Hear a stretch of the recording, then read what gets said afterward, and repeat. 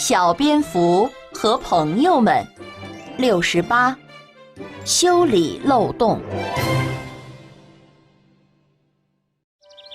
暴风雨停了，到处都是树枝和树叶，所有的东西都湿了。现在我要去修理屋顶。小猪说。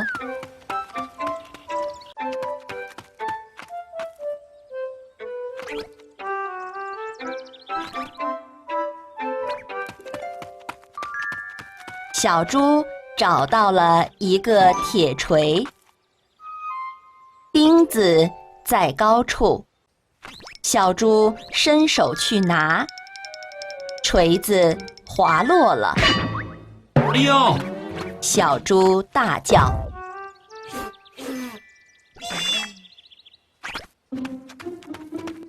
小猪找到了梯子，梯子太重了，我抬不动。小猪说。农夫走进了谷仓，他说：“得修理一下那个漏洞。”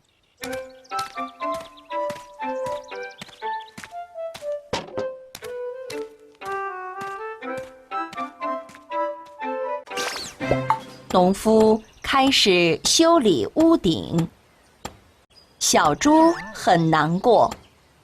我本来想修理屋顶的，他说。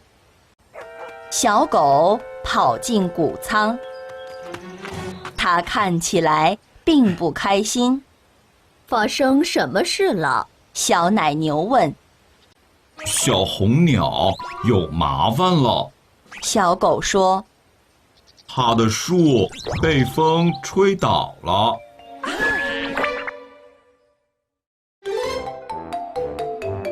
Little Fox